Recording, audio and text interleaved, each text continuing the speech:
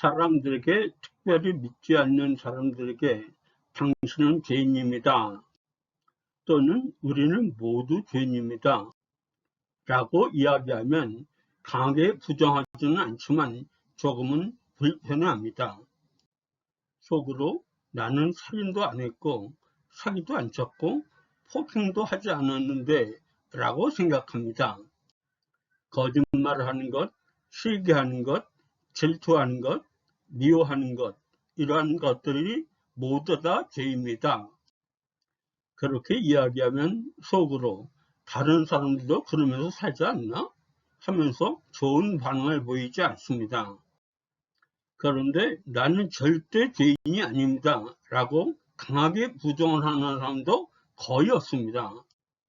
이렇게 조그만 잘못부터 커다란 잘못에 이르기까지 모든 것이 죄인데 그러한 사소한 잘못이라도 했기 때문에 우리는 죄인이다?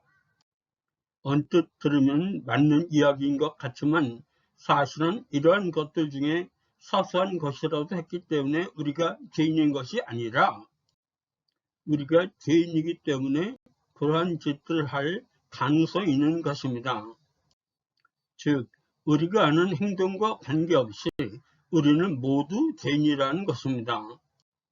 극단적으로 이야기해서 어떤 사람이 있는데 그 사람은 평생 좋은 일만 하고 작은 잘못도 하지 않은 착한 사람이 있다고 합시다.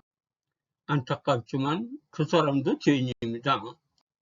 이제 막 태어난 지 2시간밖에 안 된 갓난아이도 뒤질 시간도 없지만 안타깝게도 그 어린아이도 죄인입니다. 우리가 착한 일을 하든 나쁜 일을 하든 무슨 일을 하든지 우리는 죄인이라는 것입니다. 그럼 이 죄가 어디서 온 것이고 도대체 이게 뭘까요? 이 문제를 이야기할 때 절대로 빼놓을 수 없는 것이 바로 선악과 아담과 하와 이야기입니다. 성경에서 예수님의 십자가 사건 다음으로 아마 가장 중요한 사건일 것입니다. 그런데 많은 사람들이 그 이야기를 신화나 전설 같은 것으로 알고 그렇게 생각합니다. 믿는다고 하면서도 가슴에 와닿지는 않은 것 같습니다. 심지어는 믿음이 좋다는 사람들도 그런 경우가 있습니다.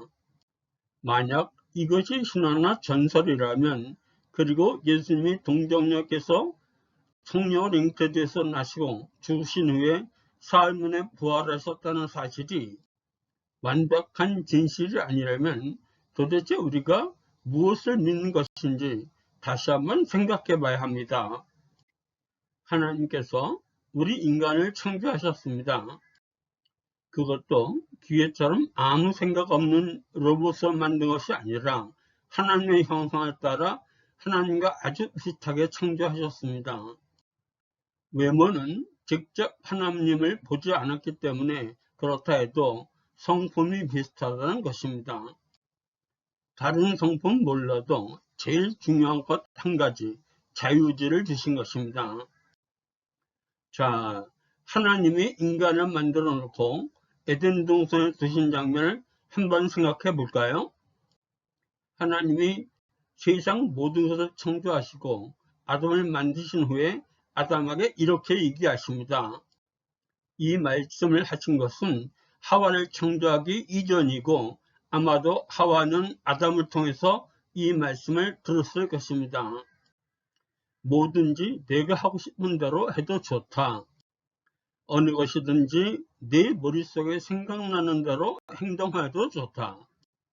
다만 내가 너를 창조했던 사실만은 잊지 말아라.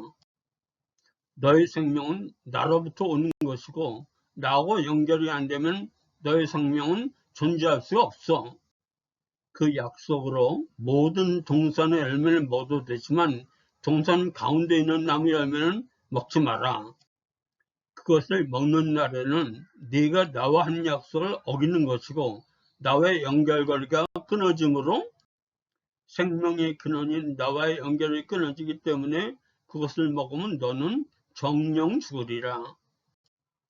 그때는 죄가 들어오기 전이기 때문에 사람이 자기 마음대로 해도 행동을 하여도 별로 탈이 없었습니다.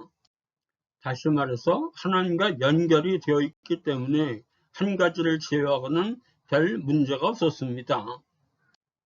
그것은 자유의지에서 비롯된, 쉽게 이야기해서 교만입니다. 즉 하나님 없어도 된다는 생각입니다. 하나님과 연결이 끊어져도 나는 살 수 있다고 생각하는 것입니다. 아담과 하와가 자의적으로 그러한 생각을 한 것이라기보다는 사탄이 그렇게 유혹을 한 것입니다. 평상시에 선악과에 대한 궁금함을 갖고 있었던 그들을 사탄은 옆에서 부추긴 것입니다. 아담과 하와는 바로 이 유혹에 넘어가서 하나님이 먹지 말라고 하신 선악과를 먹어서 스스로 하나님과의 연결고리를 끊어놓은 것입니다. 즉, 죄는 어떤 행위를 하고 나서의 행위의 문제가 아니라 하나님과 연결이 끊어져 있는 상태를 의미하는 것입니다. 생명선인 하나님과 연결선이 끊어진 것입니다. 그래서 하나님이 말씀하신 대로 인간은 예외 없이 죽는 것입니다. 사람이 죽는 것은 늙어 죽거나 병에 걸려 죽거나 사고로 죽습니다. 이러한 것들이 죽음의 원인이라고 이야기를 하는데, 이러한 것들은 죽음의 현상일 뿐 진짜 근본적인 죽음의 원인은 인간의 죄입니다. 생명의 근원인 하나님과 연결이 끊어져 있기 때문에 죽는 것입니다. 조종사의 실수로 비행기가 추락했다고 합시다. 승객들은 아무 잘못도 하지 않았는데 같이 죽어야 하는 것처럼 아담이 끊어놓았기 때문에 아담인 후손인 우리는 하나님과 연결고리가 끊어진 상태에서 태어나는 것입니다. 그러니까 모든 사람이 죄인이지요. 한마디로 다시 이야기하면 죄는 무슨 나쁜 짓을 했기 때문이 아니라 그냥 하나님과 연결고리가 끊어진 상태인 것입니다.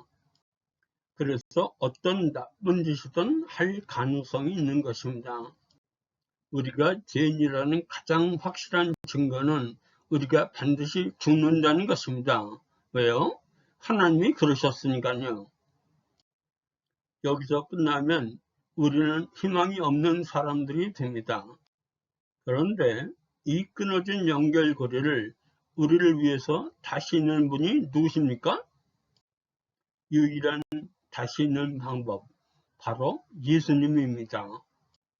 우리를 죄로부터 해방시켜 주시는 유일한 분, 하나님과의 연결고리가 끊어진 상태에 있는 우리들을 위해 다시 하나님과의 연결고리를 이어주시는 유일한 분, 그래서 다시 생명을 주시고 영원히 하나님과 같이 살 수 있게 해주시는 분, 바로 예수님입니다.